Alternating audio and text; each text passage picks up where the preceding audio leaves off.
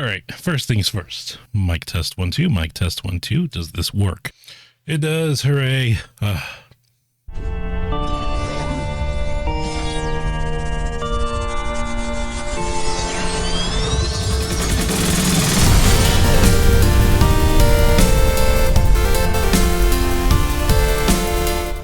What is going on, DZ Dudettes? It is Deadbolt here, bringing back some more trailer reactions, except it's not a trailer that I'm reacting to today. I just finished reacting to a bunch of San Diego Comic-Con trailers. So I reacted to Black Panther, Shazam, She-Hulk, and my mic sounded like this. What is going on, DZ Dudettes? It is Deadbolt here, bringing back some more trailer reactions. Today we have Black Panther, Wakanda Forever. So I'm going to do something I've never done before, and I'm going to react to new Rockstars breakdown of the trailer. Welcome back. Yeah, Eric Voss. I actually watch these like for just about every trailer. Fun fact. So I was kind of going to do this after, I post my reaction to it and then go and watch the breakdown to see how wrong I was about my assumptions. But this time, because I messed up, we're going to be reacting to the breakdown. Clearly I can't show everything, so I'm going to be cutting it up a bit. But be sure to support New Rockstars. They're an amazing channel. They provide me with a lot of the knowledge that I flex on this channel, honestly. So yeah, be sure to subscribe to them. Awesome channel. And let's get into it. Back to New Rockstars, I'm Eric Voss, and this is a breakdown of the trailer for Black Panther, Wakanda Forever. Here, I guess before we get too far into this, I guess I'll tell you my main takeaways from the trailer. First, I'm still wondering who is in the Black Panther suit. I threw out Shuri would be a cool Black Panther. Like, I feel like that would be the logical leap forward for this character. It appears as though he's also passed away in this universe as well. So I also threw out M'Baku just because he was a very entertaining character in the first Black Panther. He would make a great fit. He's like physically imposing. They'd probably have to change the suit. Like in the last shot of the trailer, they showed whoever was in the suit, and it didn't look like it could be either of them because Shuri is too thin and small, and M'Baku is like 6'6" and weighs like, it's 300 pounds. He's a monster of a man, all right? So I don't think it could be him, but who knows? There's people throwing out Killmonger. I don't think it's Killmonger. I think it would be pretty weird to bring him back in this universe, honestly. I think it would take a lot of ass pulls. Like, it wouldn't really make too much sense other than like fan service. But yeah, also Namor looks like a fucking Aztec god, and I thought that was amazing. His design underwater, when he gets out of water and he's like on the beach, he just looks like some dude in swim trunks. But when he's in his kingdom, that man looks like he looks like the coolest man I've ever seen. All right, but yeah, those are pretty much my thoughts. It's cool to see Namor and the Atlanteans and Wakandans going head to head. That'll be interesting to see. But alrighty, let's get back into this. 2012 explained that the song is really about the strength of women and encouragement to be like a lion with or without a man. And Barrett encouraging women to rise up as lions applies to the women of this movie: Nakia, Shuri, Ramonda, Okoye, Aneka, and Riri Williams. That despite their tears, it can still be I strong forgot Ironheart's in this trailer. Right. Nakia stands on a beach with a Mayan. So is Ironheart Wakandan? I didn't even put that together. Because like in the comic, she's just like some teenager in America. But it would actually make a lot of sense if she was Wakandan, because Wakandans are super advanced. Holy fuck, I didn't even think about that. Damn. And pyramid behind her. These types of pyramids and ruins can be found throughout Mexico along the Yucatan Peninsula, and the Atlanteans in this film are going to be connected to ancient Mayan culture. That's fucking awesome, man. That's fucking awesome. I love Aztec culture. For those of you who don't know, I'm actually a half black and half Mexican, and it's cool seeing both of like my heritages shown in a movie like this. Friggin' Aztec culture and African culture, and they're fighting each other, which peace and all that's good. That's a good thing to have. But still, these dudes freaking look awesome. All right, you can't tell me otherwise. He had a freaking megalodon jaw for a throne. that's not Aztec, but that's just cool. But like also like all the gold and like the feathers and stuff. Dude, I love this.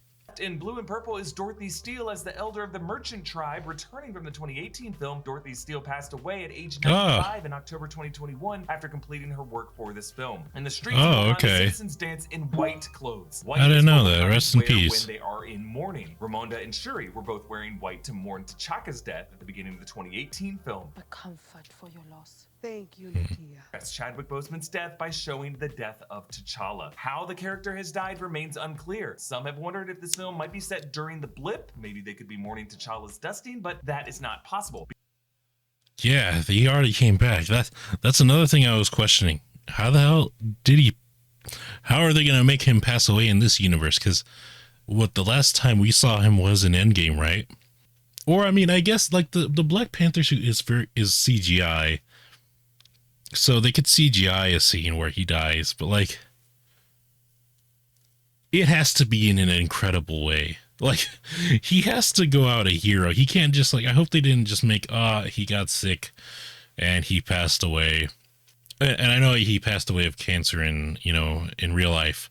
It wouldn't really make sense for him to die of a sickness either way because of the super soldier, like flower, the Purple Heart, So, how are they going to address this, man? I can't wait for this movie.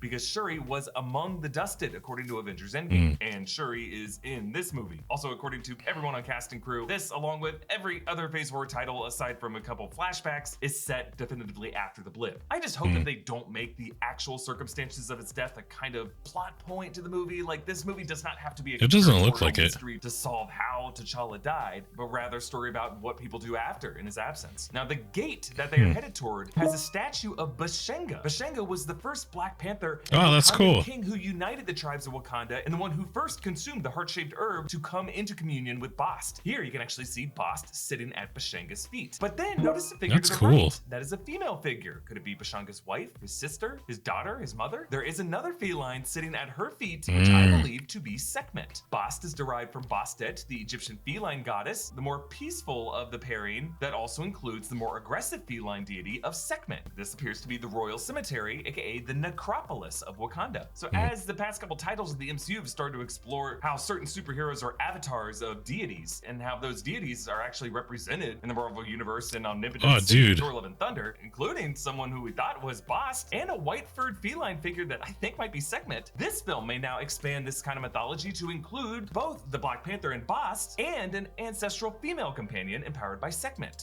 I didn't even really think about that because Moon Knight is the avatar of a god, and Black Panther is kind of like that too. Like he's the avatar of Bast in a way, except like Bast isn't a dick, Wake up, Mark. If he loses the scarab, I'll kill you both. I don't understand what's happening. Truck, stupid. What? Truck! Did he just throw the gun? I don't know what I'm doing. Then leave us be, parasite. Like that's the only difference. I never really thought about that. That's pretty interesting. Man, this is why I like these videos. They make me realize and think about things that I didn't really think about before. Moving on. We can see in power, then T'Challa, then our hero, and honor forever. And we know from some set photos that the full transcription of this phrase is rest in power, King T'Challa, our hero, 'twas an honor, Wakanda forever. And notice how each platform represents a different part of Wakanda.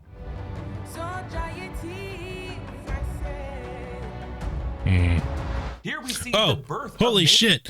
I didn't even okay, see, this is what I'm talking about when I say I watched these and realize how wrong I am.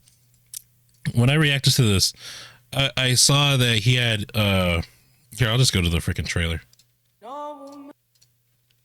I saw, that's crazy. I clicked on it immediately. Like that never happens. I usually have to find it. But I saw these and I thought that, they aren't doing the feathers, the wings that come out of his ankles. I guess they thought that was too like corny, I guess, too cartoony. It looks like they're just connected to this like ankle brace thing. But here I just noticed, look at this shit. they're coming out of his ankles. He's born with them. So they actually are doing the winged ankle thing. Holy shit, that's cool. And I guess they didn't point this out, but like it's crazy that like looking at it a second time and I'm noticing these things. That's awesome. Anti-hero who seeks vengeance against surface dwellers, and in more recent comics has had a history of bad blood with Wakanda and T'Challa. Now, Atlantis has actually been hinted at a few times in the MCU. In Iron Man 2, the world map that gave us our first sighting of Wakanda in the MCU also included a site in the South Atlantic Ocean. And then Endgame had that one line about the underwater earthquakes. Get a reading on those tremors? It was a mild subduction under the African plate. How are we handling it? It's an earthquake under the ocean. We handle it by not handling it. And now we actually get to visit Atlantis and meet these people. It's interesting how this mother gives birth in shallow water. You can see the surface right above her head. All the Atlanteans that we see are blue skinned, as Namor's mother was in the comics, but here his mother may be human, thus the shallow water. Just a human who might have fallen in love with an Atlantean father, and that's why. That's crazy. And that's another thing I was wondering, because like these guys were blue, and I was like, what the hell? Why are they blue? But you know, Namor's regular, you know, like he's human looking, you know. But I didn't know that they were blue in the comics too. That's something I'm just not now finding out. We're gonna be getting a lot of blue people in this phase of Marvel. I feel like we already saw that one lady in Captain Marvel. If they're introducing mutants, they're probably gonna introduce Mystique and Nightcrawler. And Yondu, he passed away though. He's freaking dead. God damn it. And Nebula is still around. Man, so many blue people, man. Blue representation all around. Blue skinned, as Namor's mother was in the comics, but here his mother may be human, thus the shallow water. Just a human who might have fallen in love with an Atlantean father, and that's why Namor isn't blue. Maybe his skin is a reflection of his mutation. Let's move on. He looks fucking epic, man.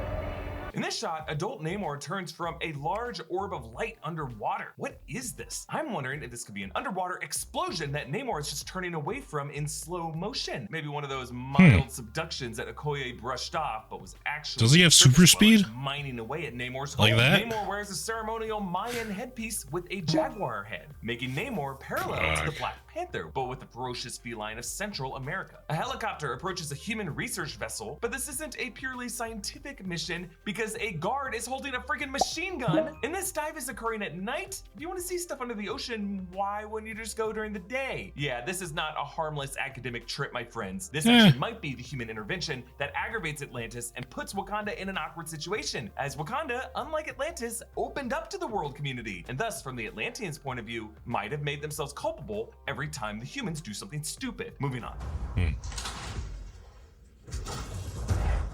Yeah, it looks like they're meddling with stuff. Okay, now a different shot that I don't think is part of that research vessel. Here, we see some armed, uniformed soldiers invading a Wakandan lab, forcing a scientist to open a door, and then holding other scientists at gunpoint beside these bubbling water columns. This could be an off-campus lab where, I don't know, maybe some Navy SEALs were sent to take everything the Wakandans know about Atlantis. Or maybe they're just there to steal their vibranium. Actually, later in the trailer, we do see the Dora Milaje coming to these scientists' aid. The fact that a conflict, though, is happening means that international relations are probably going to shit. Then this insane shot where Shuri stands on the red clay floor with the throne as fire climbs the columns, but a room around this floods. Later shots in the trailer showed this room flooding, and that is Atlanteans? because again, this room is atop Mount Shenga. So for water to reach that high, it must have been an insanely tall tidal wave. And indeed, as we see throughout the trailer, all of Wakanda is going to flood. This movie looks like it's going to closely adapt the 2012 Avengers vs. X-Men comic storyline, in which, and it's kind of crazy, just go with me on this, the Phoenix Force takes 5 hosts, one of them Namor, and tracks down the Avengers to Wakanda, and then uses Namor's amplified powers to flood the entire nation of Wakanda, killing countless innocents. So I assume in this movie, the Atlanteans— Damn, Namor, come on. I hope he's not that much of a villain. Like, I know he's like an anti-hero, but come on. Killing innocents is where I draw the line when it comes to liking a hero. But I didn't know that happened, man. I gotta read more comics. There's a lot of cool shit that happens in them. I need to catch up on that. Killing countless innocents. So I assume in this movie, the Atlanteans will flood Wakanda as a kind of final escalation, maybe a measure of last resort that begins with Wakanda siding with humanity over them. But is it gonna be Namor who floods Wakanda, or one of the other Atlanteans that he doesn't necessarily agree with the extremity of? Let's play a quick round of Would You Rather. Would you rather be up at 6 a.m. for a flight to Hawaii tomorrow, or meet up with your best friend who you... Yeah, I was actually curious because I don't think Namor is going to be the main villain of this movie. I think he's going to be an antagonist, definitely. But I feel like this is one of those cases where there's like a greater threat that hasn't been revealed yet. Like somebody's behind the shadows, pulling the strings, etc., etc. Maybe there's like an evil Atlantean who's baiting Namor into this war with Wakanda, you know. Because like I feel like it's too early to make him just boom, he's a bad guy, you know. Like he has to have his own movie, right? Certainly he has a movie coming up.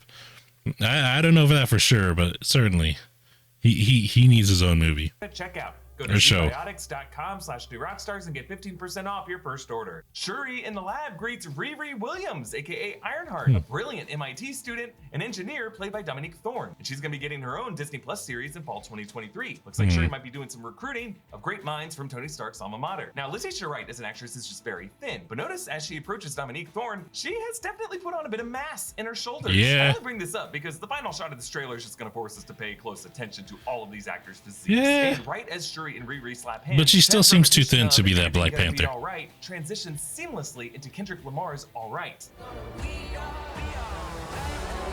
Like many Bob Marley songs, Lamar's All Right became a protest anthem. He conceived this track while visiting South Africa's Robben Island to see the cell where Nelson Mandela was imprisoned, and he wrote these lyrics with an intent to heal.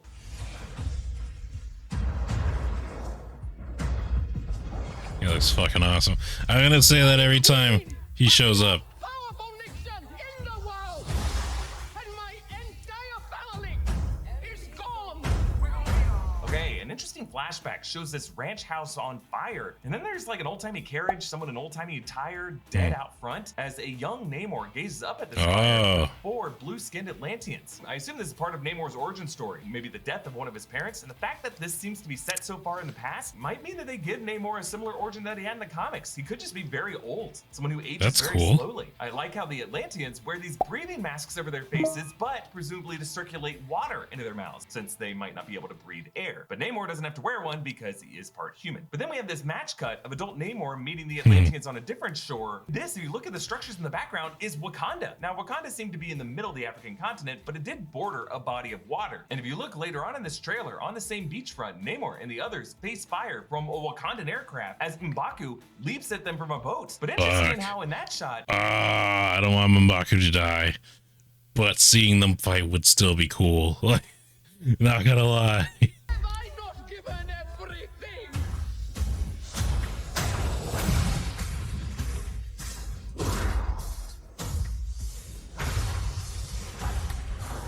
so the emotional speech given by Ramonda that I thought was in the UN is actually being delivered in the Wakandan throne room, perhaps to the Atlantean To Namor, leaders who are yeah. now demanding more from her. And she says, my entire family is gone. So T'Chaka and T'Challa are gone, but what about Shuri? Yeah, that's kind of messed up. I hope she doesn't die, but if she doesn't, and she's still saying that, I'd feel some type of way if I was Shuri. Like, imagine if your mom says, like, I get it. Shuri is also mourning, and you know the mother's mourning as well. But like, if there's like, my entire family is gone, and you're just her only living child left, and you're there, wouldn't you also feel some kind of way? Like, really, mom? It's like that. It's like that. You know, I don't know. That's just me. I'm really surprised if Shuri dies in this movie, but she may not be actually dead. She might just be in the ancestral plane, and Ramonda just thinks she's dead. For Shuri to access the ancestral plane, she that would make find sense. a way to synthetically regrow the heart-shaped herb. The ancestral plane could be where she encounters her father T'Chaka, her brother T'Challa, maybe in the form of a silent panther sitting in the tree, but also in the ancestral plane, my friends, is likely her cousin Killmonger. I got some more thoughts on that later. We get a clear shot of Namor's Atlantean warrior. Then we see Michaela Cole's character named Aneka, who is a former member of the Dora Milaje who in the comics leaves and forms the Midnight Angels. Her armor includes some wings that enable her to fly. Now, Midnight Angels are, among other things, known for a certain mission with Deadpool to kill Dr. Doom after Doom steals all the Wakandan vibranium. Bruh. Victor Von Doom would be an interesting suspect behind that initial land dweller intrusion. Then a shot of Namor looking at this Mayan art. I at least Imagine he turns out to be the guy behind all this, dude. Imagine that post-credit scene, Doctor Doom. That would be fucking awesome. I've heard Giancarlo Esposito is like met up with Marvel, and people are like, oh, what is he gonna be? There's a lot of people who throw out Doctor Doom and Professor X. Either or, that would be freaking awesome. He is like he's such a good actor, man. He just commands like this aura about him. Like he's imposing, but not physically, but like he's still imposing. You know what I mean? And when I wake up, Who is it? Come on, I want to hear their theory.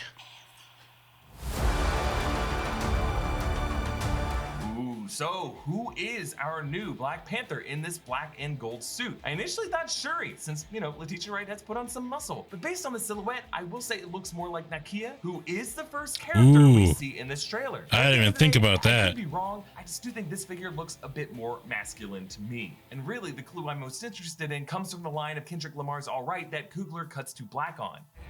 and when I wake up, Yes, when I wake up. If the reason Ramonda considers Shuri dead is that Shuri is in the ancestral plane, recruiting cousin Killmonger to wake him up to resurrect him, that could be how we get Killmonger back in the suit. Remember, Thor Love and Thunder's post-credit scene showed Jane Foster and Heimdall in Valhalla, another MCU afterlife alongside the ancestral plane in the Egyptian underworld in Moon Knight. And the reason we saw That's crazy. Jane Heimdall again, I think, was to indicate the possibility of reincarnation or resurrection in this universe. Remember, Killmonger was buried at sea. Just bury me in the ocean with my ancestors that jumped from the ships. Because they knew death was better than bondage. The Atlanteans could have recovered his body. Now remember, Ramonda needed T'Challa's body to resurrect him from the ancestral plane in the 2018 film. Presumably, to resurrect Killmonger, you would need his body. That could be why they're... Yeah, but Black Panther wasn't dead. Like, that's the thing. Like, T'Challa, he was still alive. He was just barely alive. They didn't resurrect him. They just helped him recover, pretty much. Is he breathing? He's in a coma, barely clinging to life. Why do you have him in the snow? It is the only thing keeping him from joining the ancestors. We need to get him to my lab. I can heal him there. Take him. He'll be dead in seconds. Killmonger, he's dead. Like, he pulled the thing out.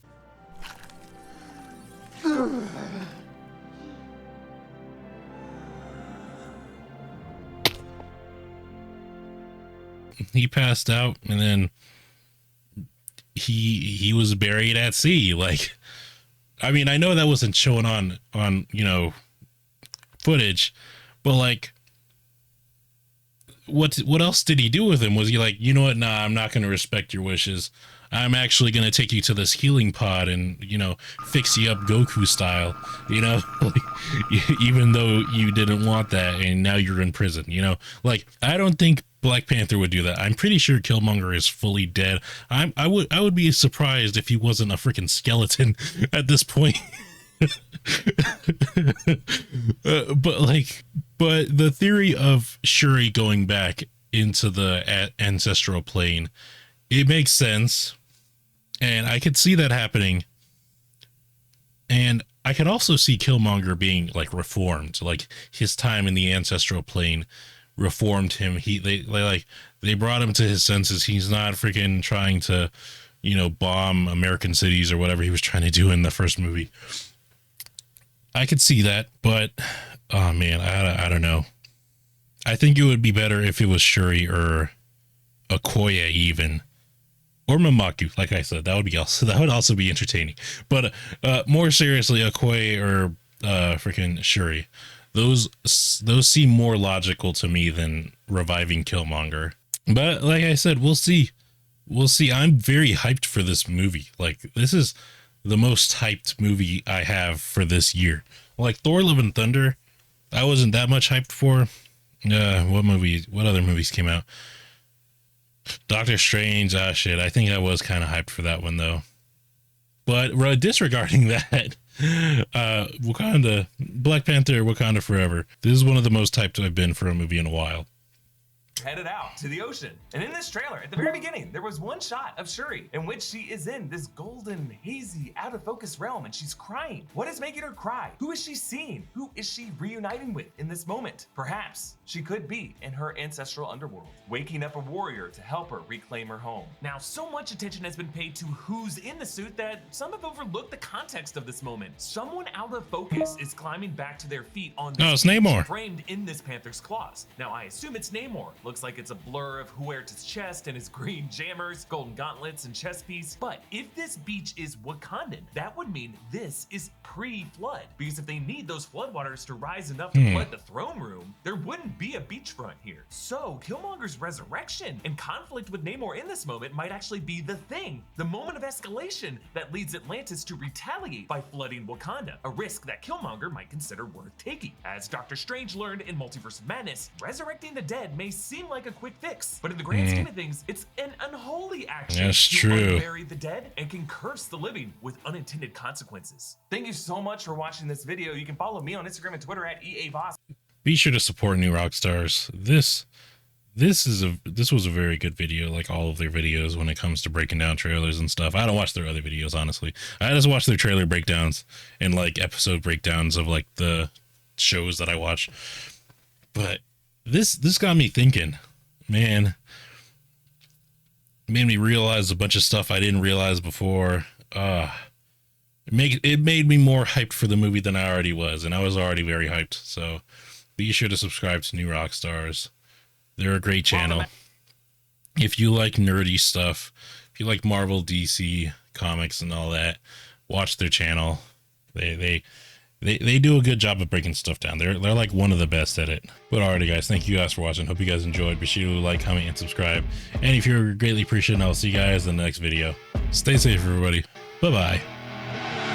I see her rolling up, Uber black Cadillac, high heel boots and a sexy body full of tats. Baby's bad, oh baby's hella bad. After her there ain't no coming back. Wanna take a run at that. I think she's feeling me, turn it up a few degrees. My imagination of her body gets the best of me. Oh gosh, she's such a tease, bitten lips, bruised knees. I'm addicted to her, need her touching me. Cause she got a bad little waist, and we tearing down this place. Off the liquor that we chase, got some egos to the face, baby I don't need